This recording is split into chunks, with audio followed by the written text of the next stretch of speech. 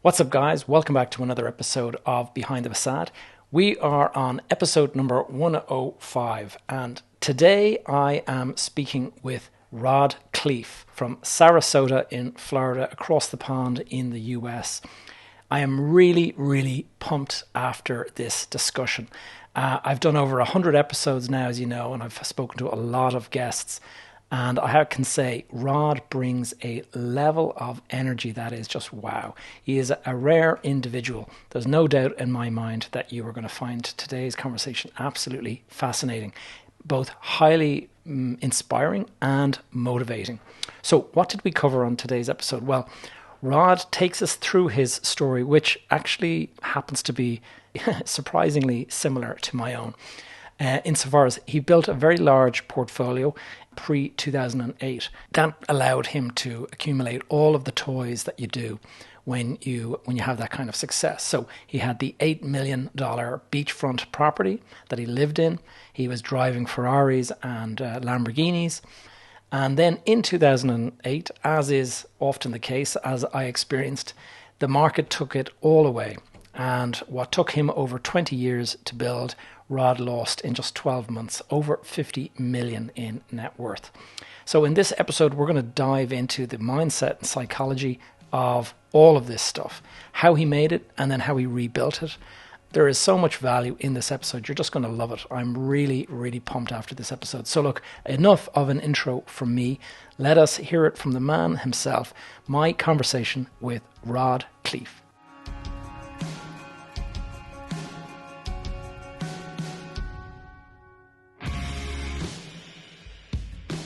You are listening to Behind the Facade, and I'm your host, Gavin J. Gallagher. On this podcast, I explore the mental and emotional game often playing out subconsciously, both in your mind and the mind of everyone else in the real estate or property investment market. The key to success in this game is to master your mindset and behavior, to take control of your thoughts, your emotions, and most importantly, your ego. Welcome to the show. Rod Khleif, welcome to the podcast. Oh, I'm glad to be here, Gavin. Let's have some fun today. Yeah, well, I'm absolutely thrilled to have you on board here because you're quite a catch. Like this, just to my guests who normally listen in on the podcast here, we have somebody here today with us who has not only got a podcast of his own with 13 million downloads, but he also tells his story about how he lost 50 million in the 2008 crash. And as we've just been talking offline, it's a very similar story to my own. And so I'm really interested in getting into this and going to let Rod tell us his story. And we're going to cover various things. I'd also like to talk about your philanthropy and your sure. Your charitable foundation. Happy to get into that too. You bet. Yeah. Ties right in. As per the kind of format I normally go at, Rod, I normally just sort of say, how did you get started and stuff like that. But like, over to you.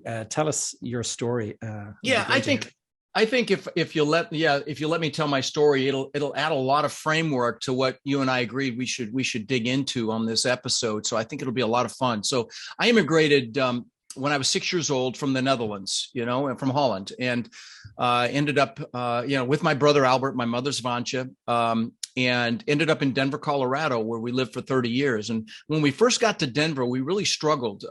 My mom actually babysat children, so we'd have enough money to eat. And I remember, we ate expired food. There was an expired food store when growing up. We drank powdered milk with our cereal in the morning, which sounds better than it is, but it's cheaper than regular milk.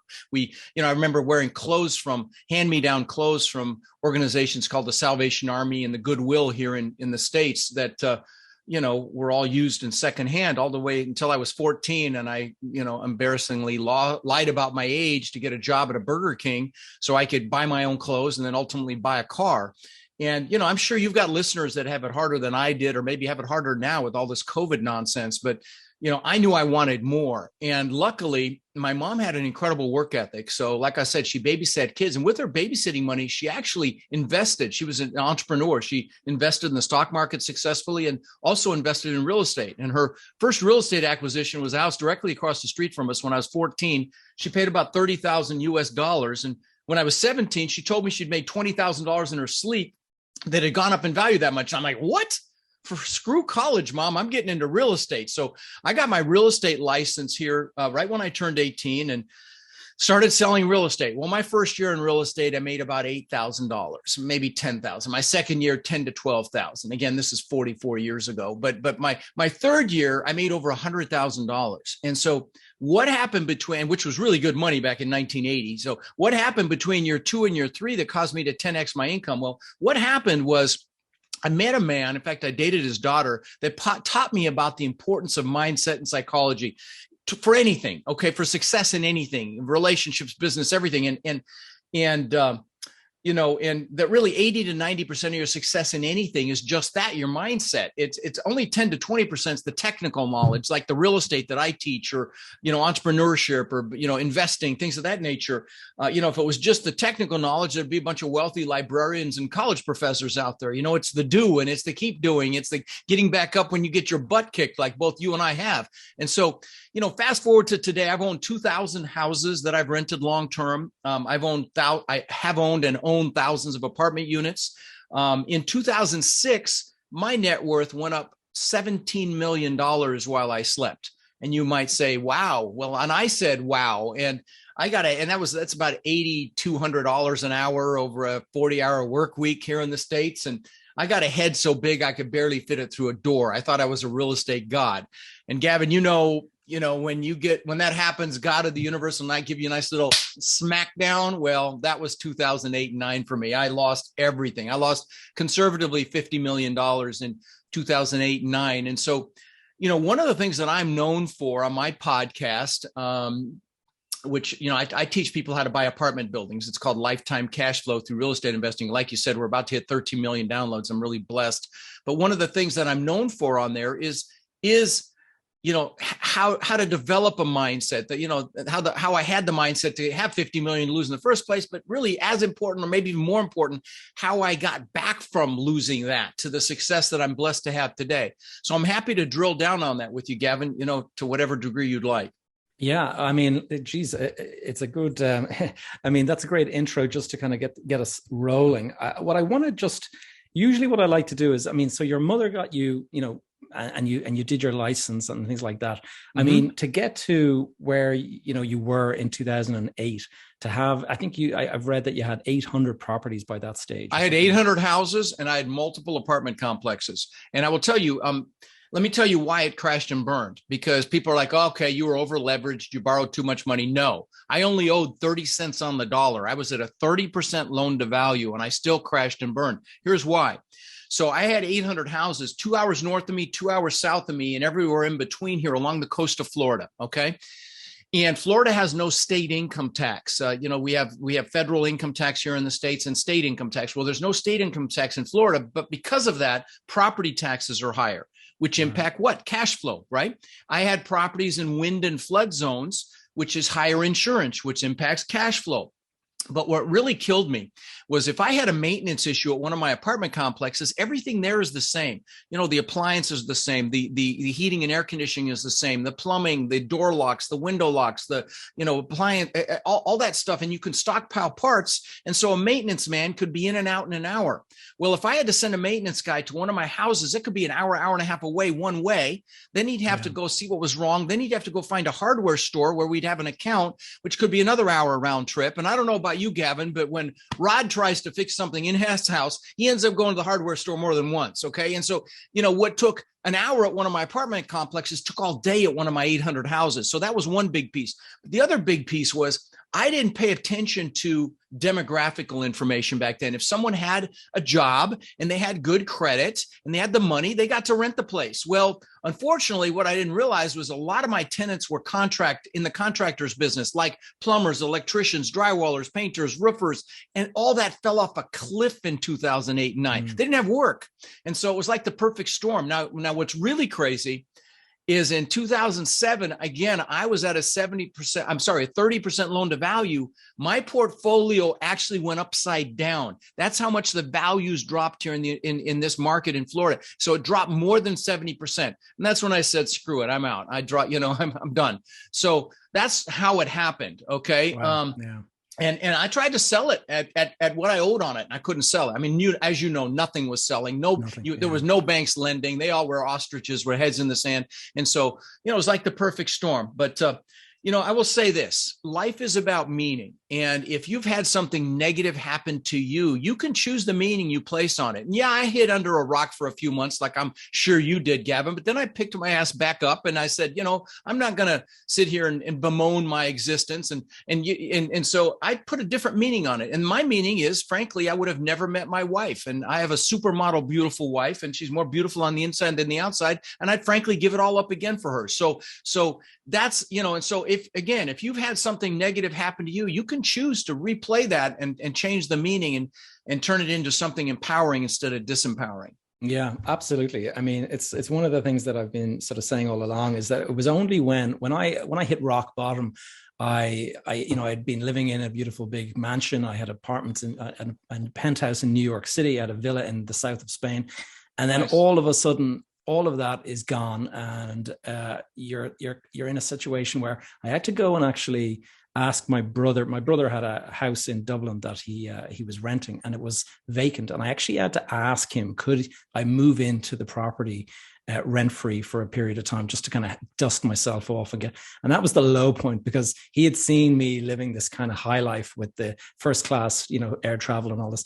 And suddenly I'm cap in hand asking him for help. So it's very humbling, very humbling. I moved from an $8 million, 10,000 square foot mansion on the beach to a bedroom at my brother's house that was smaller than my closet in the other house. Wow. Okay. So very similar parallel.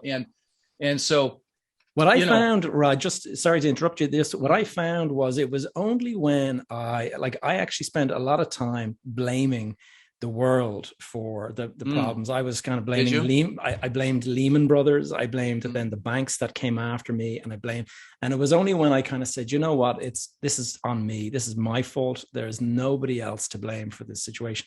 And it was only when I kind of accepted that and then sort of said, okay, now what have I got to, how can I turn this around? That's the only way to get past it. You have to own it 100%. So, in life, to be a success and to have continued success, you own 100% of what happens to you, the good and the bad. And same here. It was my fault. I mean, I will say this: there were countries that went bankrupt back then, Gavin, to make us feel a little better. But the bottom line is, if we'd had our eye on the ball, we'd have seen the signs. When you could fog a mirror, you could borrow money back then, and there was no regulation. The stock markets were just basically printing money for those brokers that were selling that bad debt, and it imploded. But again, life happens, and I'm much stronger because of what happened, as I know you are. And that whole adage, what doesn't kill you make you stronger, is absolutely accurate. And I've gotten incredible lessons from it. And I wouldn't be where I'm at today. I've got 1,000 students around the country in the US. My students now own somewhere between, I think probably in excess of 70,000 units, somewhere definitely between 60 and 70 that we know of. And I'm super proud of that. I've only been teaching a little over 4 years, and none of that would have been possible. You can see on the wall behind me some of the hundreds of thank you cards. Oh yeah, wow. From students that whose lives have been changed, and it's my greatest gift in life, next to my kids. And so, none of that would have happened if I hadn't had that experience. And I'm the happiest now that I've ever been in my life. So, there's a lot of there's always that, they say there's always that silver lining. You don't see it when you're in the thick of it. Okay, I mean, it's a natural human tendency to connect through pain. And so, it's very, very careful. You need to be very, very careful. And this is to you listeners, is, never allow your vehicle to be your identity. Okay. Yeah. So, whatever your vehicle is for success, don't let that be you. It's just a vehicle. If the vehicle fails, by the way, I don't call them failures. I call them seminars. But if the vehicle fails, you're not a failure. That approach, I built 27 businesses, Gavin. My bio, I think, says 24, but I built 27, and several have been worth tens of millions. Most have been spectacular, flaming seminars. Okay. And we really fail our way to success, as you know. I got to meet, you may not know her over there, but I got to meet the billionaire owner of Spanx, and it's these women's undergarments. I know, they hold everything together. Sarah Blakely, beautiful human being. And she I met her at a mastermind because I believe in masterminds. I host my own. I think it's the largest in the world of its type. But I've been to many masterminds because I believe in them. And I met her at one, and she told me that her dad used to ask her and her brother on a weekly basis, "What have you failed at this week?" And I thought, what an incredible question to ask your kids, so they don't fear failure.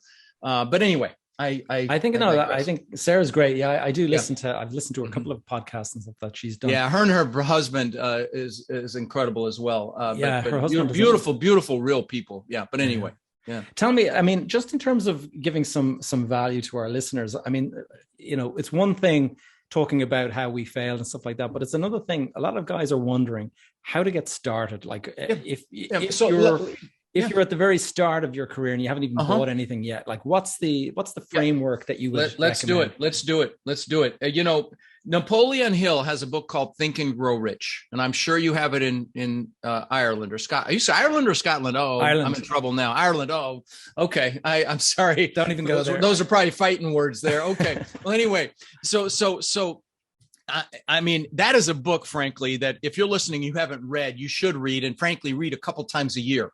Okay. Think and Grow Rich. I've given away, I'm not exaggerating, thousands of copies. If you come to one of my live events, and I've had, thousands of people attend my live events. They've all sold out. I've got 1,000 people coming to Denver here at the end of July, but you'll get a copy of that book. I can say that publicly here. I like to surprise people, but I don't expect too many of your peeps to come over here for my boot camp. But the point is, because that book is so important. And one of the things in that book that Napoleon Hill talks about, and honestly, all self-improvement, self-actualization, success-driven content out there can find its way back to that book. Okay. Just so the Tony Robbins of the world. I don't know who you have over there in Ireland, but all that content that book was the impetus for that. So anyway, one of the things in that book is to do anything, you need a burning desire. You have to want it, okay? Because most of us have fear. We have limiting beliefs. When I immigrated to this country,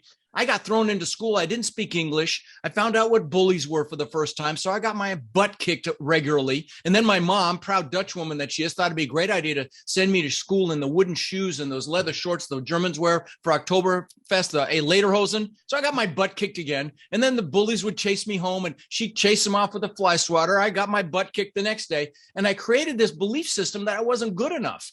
And so, many people have these, I'm too young, I'm too old, I'm not smart enough, I'm not analytical enough. And there's a reason that the acronym for belief systems is BS, because they are BS. Okay. Mm-hmm. And so it's important that if you have one of these, that you drag it out into the daylight and look at it with your adult rational mind, and it'll start to diminish. I mean, I used to be afraid to raise my hand in class in school because I'd be afraid, embarrassed or talk up in a group. No way. Now I speak in front of thousands of people a year. So I was able to diminish and eliminate that negative belief system. But, we all have those.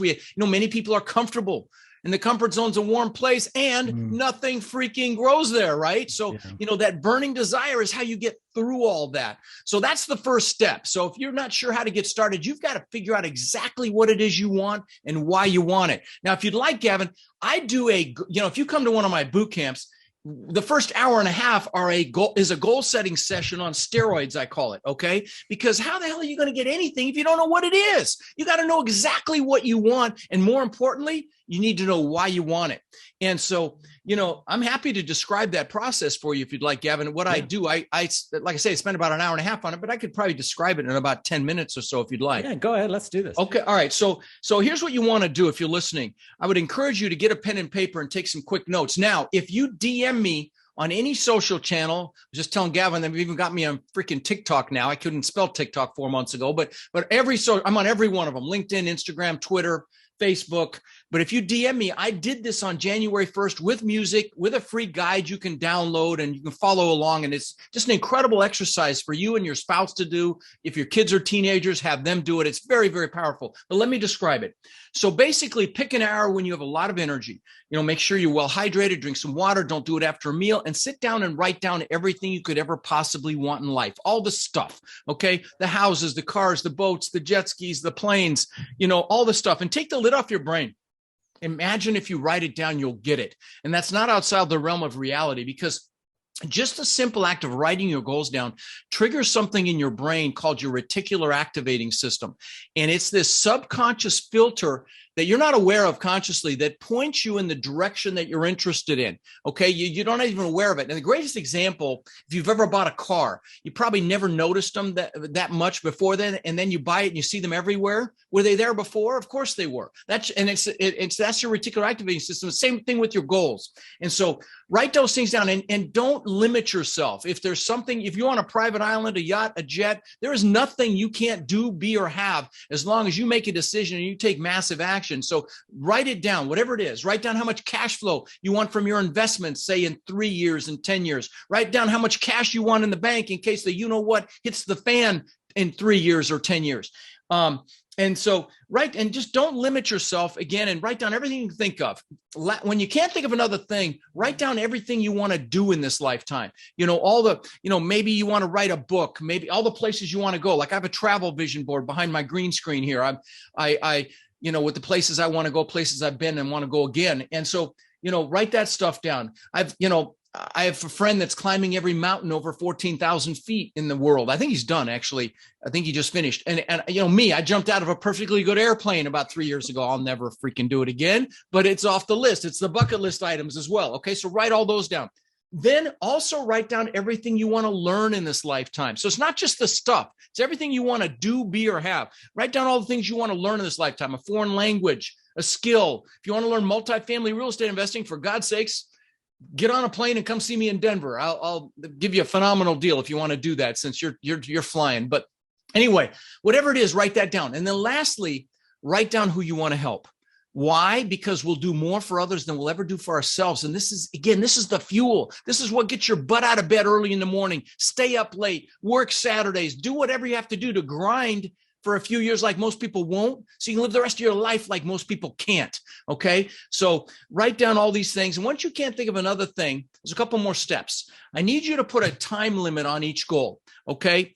How many years you think it's going to take you to achieve it. And don't overthink this. There's no perfection here. So just put a 1, a 3, a 5, even a 10 or a 20, recognizing that humans will overestimate what we can do in a year and massively underestimate what we can accomplish in 5, 10, 20 years. Like I gave you that example of that house on the beach. I mean, I dreamt about that for 20 years. Okay. I'd visualize the palm trees and the sand and the surf, and Denver's in the middle of the United States. There's no beach there. Okay. The waves, I'd visualize this. And again, 20 years later, I built that incredible. I mean, this house was amazing. I had a giant waterfall from the second floor balcony into the pool. Pool was in magazines. I had an elevator, a wine cellar. I owned the beach on one side and I had my boat lifts on the backside. It was called a Gulf to Bay. It was sliced through an island. And again, that was unthinkable when I was 18. So don't limit yourself. Yeah. All right. Once you've got a time limit on each goal, pick your number one goal. I mean, that goal, when you get it, you're like, oh my God, you've arrived when you achieve that goal. Put it on another piece of paper. Pick your top 3 1-year goals. Put those on a separate sheet of paper. So you've got 4 goals. Leave some room in between them because there's one more step here. But at this point, you're ahead of 99.99% of the people on the planet that spend more time planning a birthday party than they do designing their lives. This is designing your life. Okay. So you're ahead of that, but there's a couple more quick steps because the goals are important, but I'm going to tell you, it's not about the goals. They say the happiest days of a boat owner's life are the day they buy the boat and the day they sell the boat. You need the goals to create that burning desire. But here's what really juices you. You got to figure out why you want those goals. So you need to put a paragraph under each one of those, why it's an absolute freaking must for you to achieve that goal, because the why is what's really going to drive you. And it's important to use emotionally charged words. Words are very powerful. Words like beautiful, amazing, incredible, wonderful. Use words like that. So you might say, so I can show my wife what it means to live a life of incredible abundance. So I can show my kids what amazing success looks like. So, we can have incredible freedom to do whatever we want, whenever we want, wherever we want, bring whoever we want. So whatever's going to juice you, write that down. Okay. And then once you've got one under each goal, I want you to spin it a little bit. I'm going to spin it a lot actually, and put some pain in there if you don't achieve it and make it hurt. Okay. So I don't fail my kids. So I'm not a failure. So I don't fail my husband or wife. So I don't live a life of regret. Here's why. we will do more as humans to avoid pain than gain pleasure. And again, this is the fuel, that this is what's going to get you to do this, okay? And you need this, so make it hurt. And, there was a nurse in Australia, Gavin, her name was Bronnie Ware. She was a hospice nurse, meaning she took care of patients when they were about to die. And she asked them a question. And the question was, do you have any regrets? In fact, she wrote a book about it. It's called The 5 Regrets of Dying. You know what the number one regret was? It was not living the life I could have living someone else's life, not doing what I know I'm capable of. I can't think of anything worse than that, guys. So I hope this is enough of an impetus for you to create that burning desire for yourself. And then the last thing is you got to go get pictures, okay? Get pictures of your goals. I'll give you some examples of this. I don't know if you were aware of the actor Jim Carrey, the comedian over there. So funny guy. And when he was flat broke, he wrote himself a check for $10 million. And he used to sit up by the Hollywood sign in Los Angeles, and he would visualize cashing it. That's how much money he made for Dumb and Dumber. I'll give you another example. There's a singer here in the States that's very famous named Demi Lovato. And when she was unknown about 12 years ago, posted on social media, one day I'm going to sing the national anthem at the Super Bowl, our football here domestically. And go, not this last one, the one before, go see who sang the national anthem. I'll give you some personal examples for me. And please know, I'm going to pre-frame this by telling you on any of these examples, including the house on the beach. I'm not bragging here because most of this stuff doesn't interest me anymore, but I hope to inspire you with it. Okay. So when I turned 18, I figured I had to have a 4-door car to show people houses. That's how realtors do it here in the States. And so I got this bone ugly Ford Granada, just a piece of crap, bench seat in the front. But the guy I worked for, whose daughter I was dating, had 2 Corvettes, Chevrolet Corvettes, and he let me drive one. I'm like, oh my God, this is amazing. I was a young punk. And so I got a picture out of a magazine. They didn't have the internet back then. A picture out of a magazine of a Corvette, put it on the visor of my Granada. So every time I sat in that car, it was right there in my face. Within a year or two, I had a beautiful red Corvette. Then this is back when the TV show Magnum PI was out. Now this is, it was a detective show. Tom Selleck, and he drove this Ferrari 308. It was the first time I'd seen an exotic car, and I'm like, oh my God! I got a picture of that actual car, put it on the visor of my, Corvette. Within a year or two, I had a Maserati look just like it. Last example.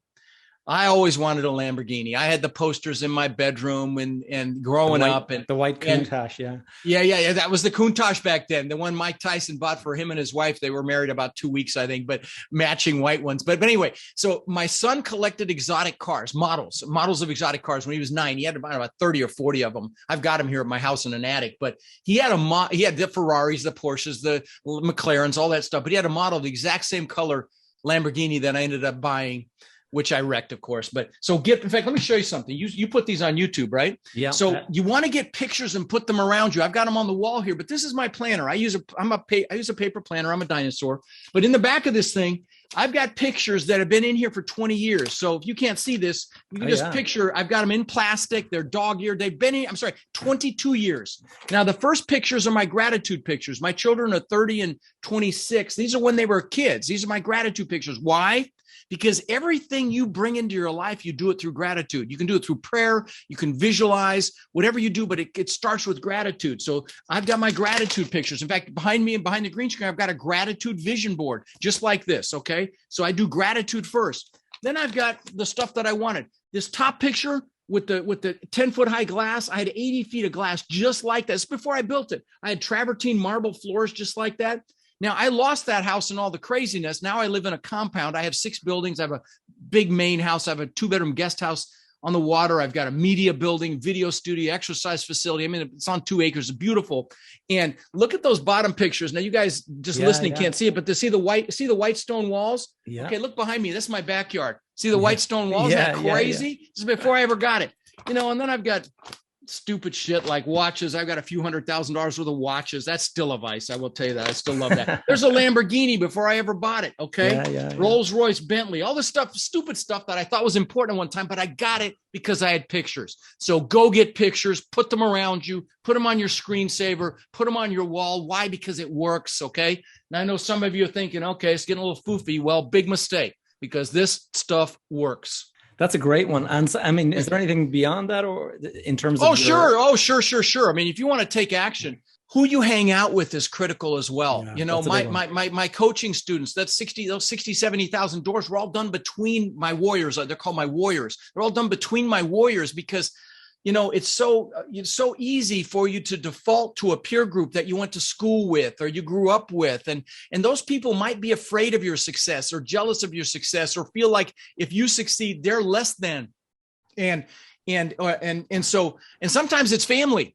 And I'm going to tell you, love your family, but choose your peers proactively. You need to be around people that want more out of life, that will be encouraged and validate and encourage you and don't, you know, denigrate your goals. So you want to be very, very careful because you show me your three best friends, I'll show you who you are. I mean, you are your three best friends, both, you know, personally, health wise, happiness wise, and certainly financially. So be very careful who you choose. Okay. And so that's a huge piece.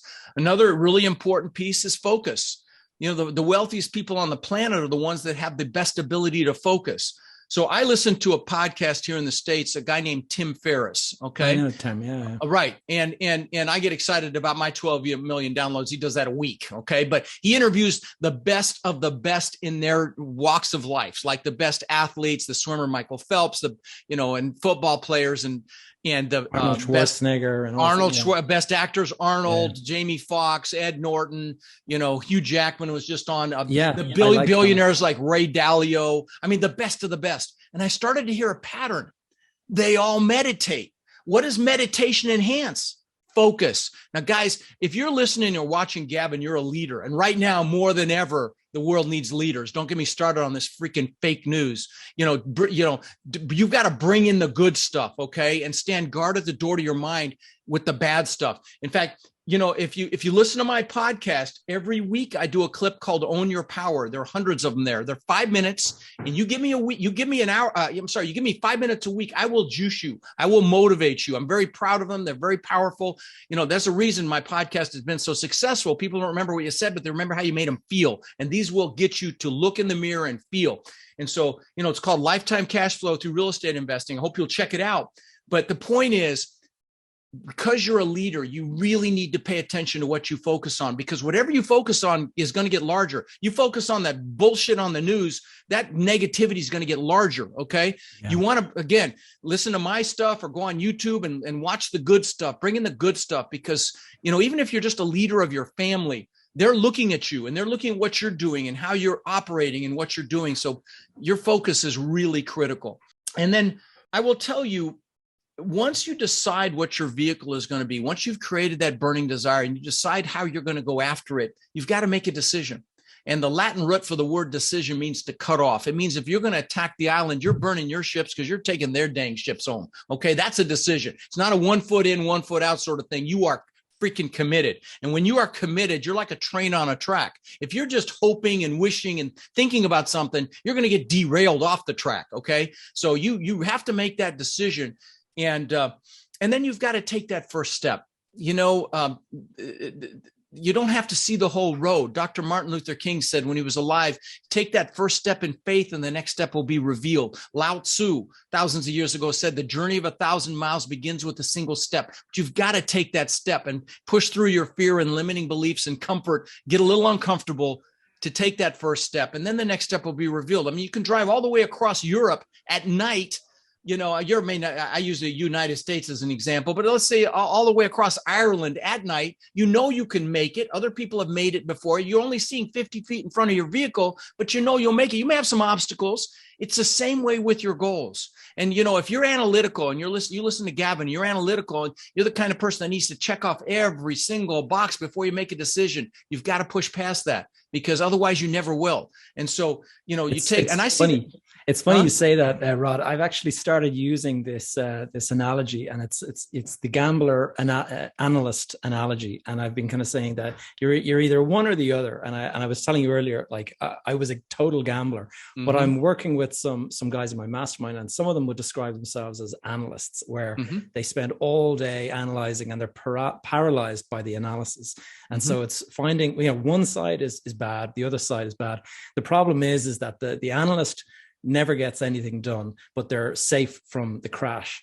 The gambler will get rewarded for the gambling attitude when there's a rising market, but then suddenly when it turns nasty, then you'll be punished. So it's finding that balance somewhere in the middle. No, you're right. And I will tell you, those are some of the best partnerships. In fact, I literally just had a meeting this morning with my team, and I'm go on this $29 million acquisition in Kentucky.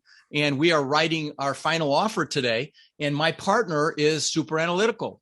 Okay, you can throw him in a room with a spreadsheet and just throw raw meat in once in a while, and he's happy. Okay, so those are the best partnerships I see in my business, the multifamily real estate business. This is a great analogy. I say outgoing versus analytical, but you need both in the business that I'm in. And so, and some people are good at both. Very few, though. Most are one or the other, believe it or not. And so, some of the best and largest partnerships I've seen, and because I interview the best operators in the world in my space, in the multifamily space, people with tens of thousands of units. And so, and that's a very common dynamic that I see. And that brings me into another thing. Whatever you're going to do, play to your strengths, okay? Don't try to build your weaknesses. Focus on your strengths. Why? Because I would encourage you to hire a line or partner for your weaknesses. Because if you're working in your strengths, first of all, you're going to be happy. You're going to enjoy it. And if you're happy and enjoying it, you're passionate about it. And the only way you're going to influence people is if you're passionate about it. So, that's a really important, certainly in my business, at least, I would encourage you play to your strengths and hire a line or partner for your weaknesses, and success is inevitable, because if everybody's playing to their strengths, you're unstoppable. And so that's another piece. But like I said, on that first step, I see that with my students. It's the law of the first deal. They come into my program and they get 6 months, they don't have a deal. They're frustrated. 8 months, sometimes even a year. But once they get that first deal, the next thing I know, they have 5. It's like, what just happened? Okay. And it's that, because that first thing is always the most stressful. It's the scariest. It takes the longest. And once you're done, it's like, oh, is that all there was? Anyway, so there's those few other strategies. That's brilliant. No, that's fire as well. I love the enthusiasm and the passion that you bring to it.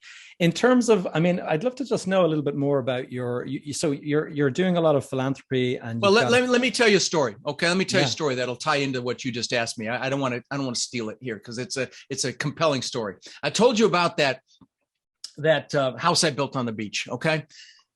I worked for that thing for 20 years. Okay.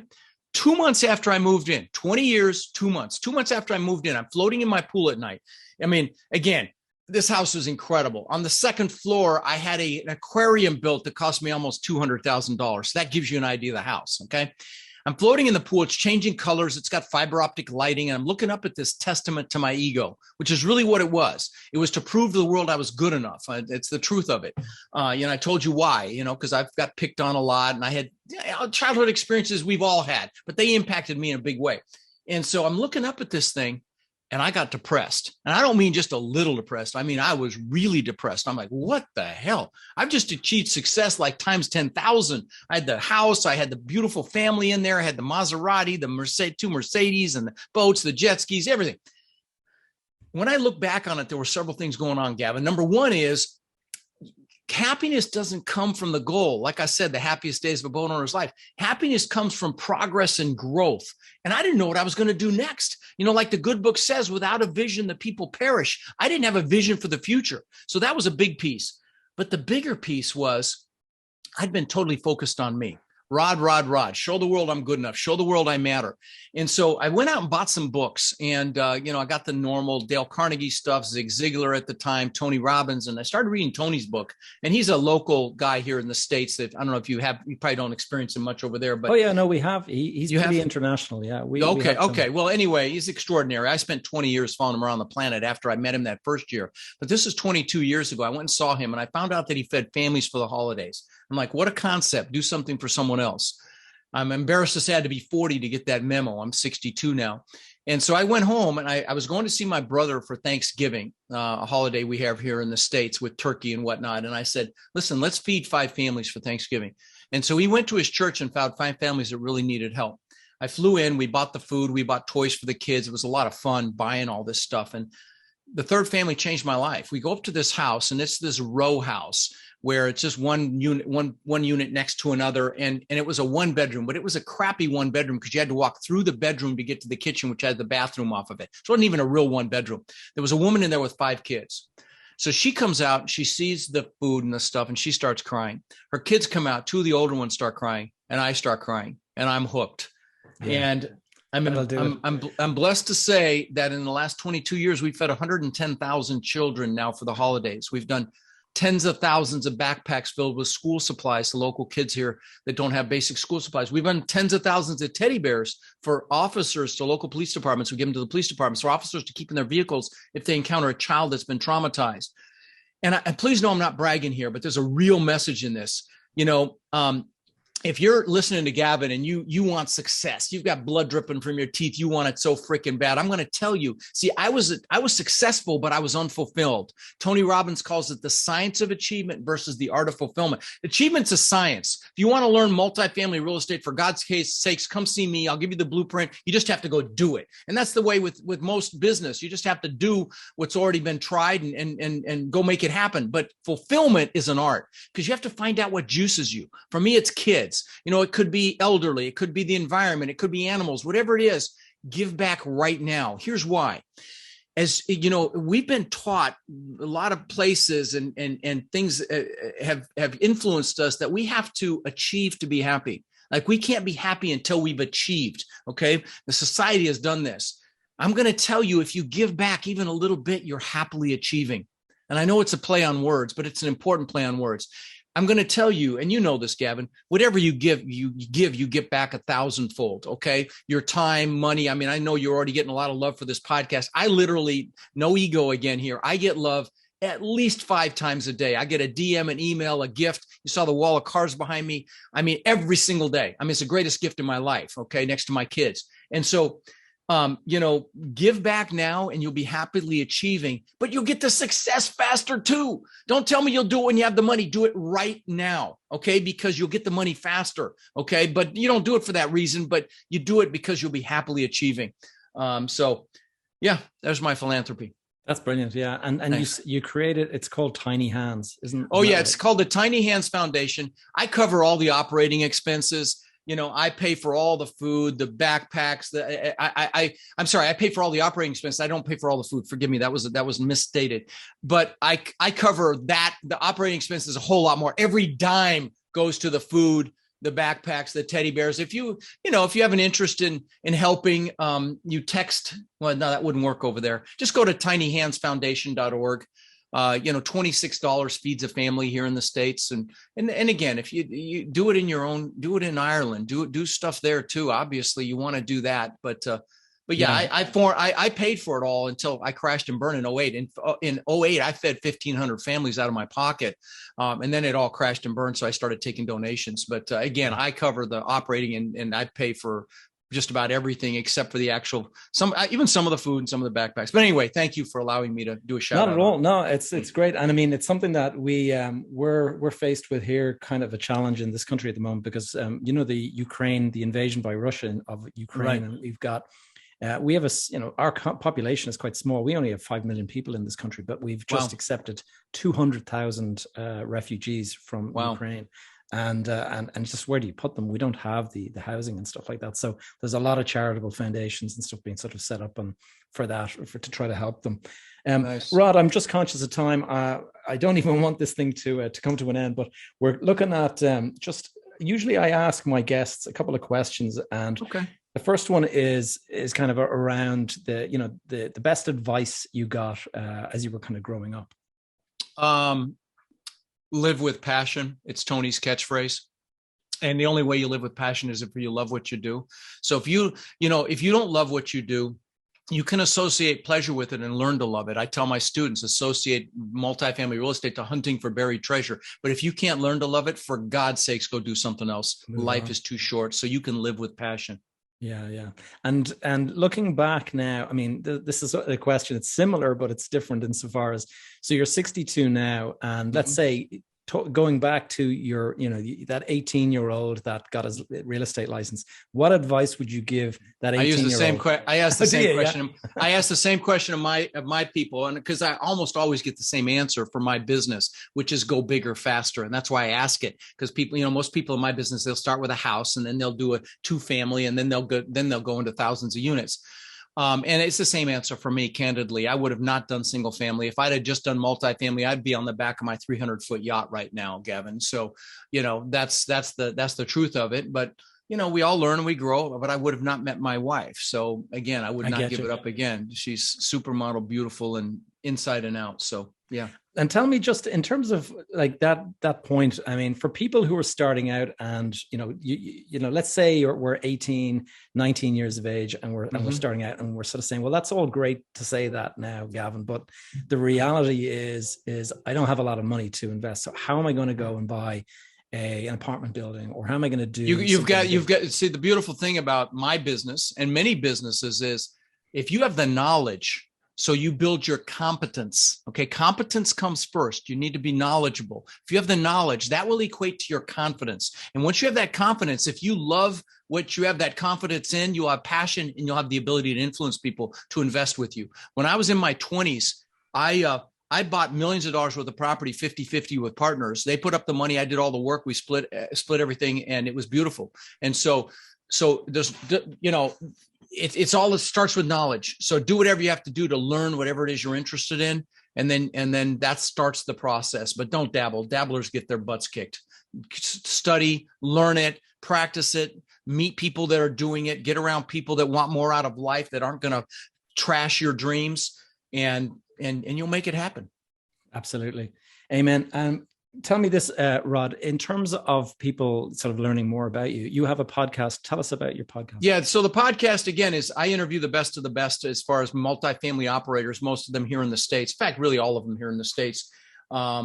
And then I do those Own Your Power clips. So whether you're interested in real estate or not, I hope you'll listen to it, because I know you'll enjoy those clips. They'll get you juiced Monday mornings. And I've got hundreds of them there to go through. So you can literally listen to one a day for a year and not get them all.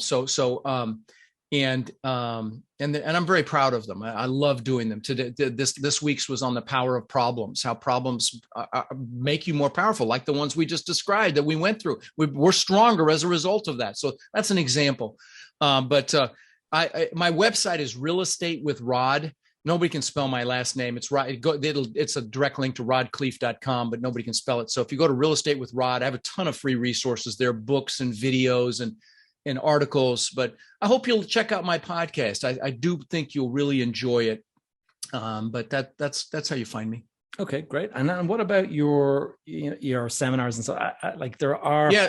I do have a growing American audience. If you want to come to my boot camp, go to rodsbootcamp.com, and I've got a special right now that includes my deal analyzer software, so you can analyze the deal, and my document library of all the documents we use here to do this business. And it's $197 for 3 days of training.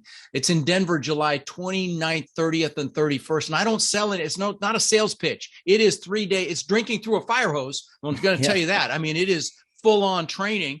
I'll have about 2 to 3 billion on the panelists. I do 3 panels a day answering questions. I teach the whole thing. I mean, I face plant for about a week afterwards, but I'm on all 3 days, 8 to 12 hours a day. And it is a lot of fun. If you go to multifamilybootcamp.com, you'll see the testimonials at the bottom. There's hundreds unsolicited. In fact, I don't get complaints. The only complaint I ever get is the food sucked or the room was too cold or something like that. It's never about the content. But anyway, I've had thousands of people attend. My events have all sold out. So there'll be about 1,000 people there. We will sell out. But it's a lot of fun. If you're interested in this business, you should come. And for $197 for you, it's going to be the travel and stuff and the time more than anything else. You don't do online? I will have a virtual one later in the year, but it's not announced yet. But yeah, I do a virtual one as well. You know what? I'll do it for your peeps here. Hang on a second. Let me just give you the dates. I don't typically publicly announce them, but just because people will say, I'll just go to the next one, then they never take action. So my virtual one is October 15th and 16th. Now that website may not be updated yet, but it's multifamilyvirtualbootcamp.com. Okay. I doubt that it's updated yet, but it's multifamily virtual bootcamp. If you keep that and you want to learn this business virtually, absolutely you can do that. So thank you Well, for it'll allowing me be to certainly promote that. some of the audience that I have here in Ireland might be Sure. interested because Sure. at the very minimum they'll get a blast from your energy. And, well, I teach that. I teach that out of the event as well. There's a lot of mindset stuff at the event. We do goals. We do, quite a few things that are very powerful and people love. And, it's very, I do it on a weekend, a Saturday and Sunday, and I have hundreds of people Sunday night. It'll be brutal for your peeps there because it'll be the middle of the morning for we can manage it. We can manage it. You can do it. Okay. Well, I literally have hundreds of people there at 7:00 at night on Sunday night. So, and you can get the recordings as well. If you participate, you can get the recordings for a nominal upcharge.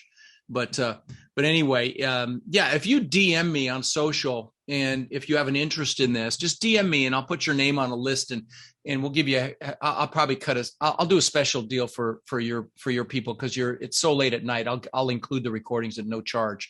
So just remind me of that on DM because I forget what I had for breakfast. So just remind me. But if you're one of Gavin's peeps, I'll take care of you and get you the recordings if you want to do the virtual one. Yeah. And I'll put all the links in the show notes so that Thank you. You guys. Yeah. Well, Rod, it's been an absolute pleasure. Thank you.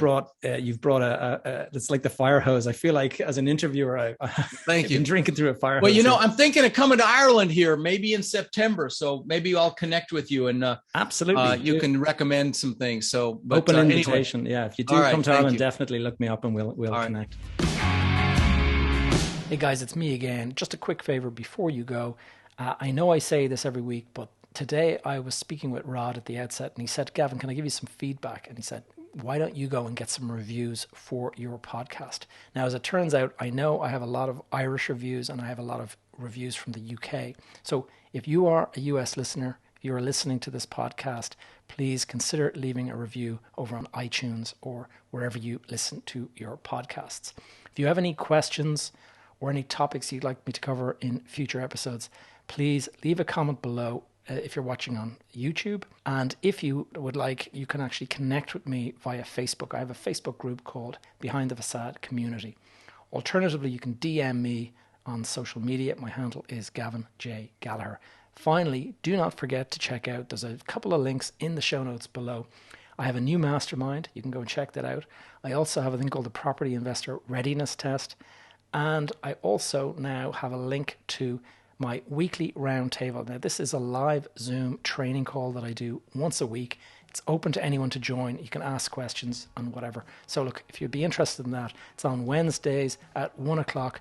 That's 1 o'clock on UK and Irish time. So if you're listening in from the US, it's probably going to be an early start for you. And any details, if you want to get any details on all that kind of stuff, you will find it over on my website, which is gavinjgallagher.com.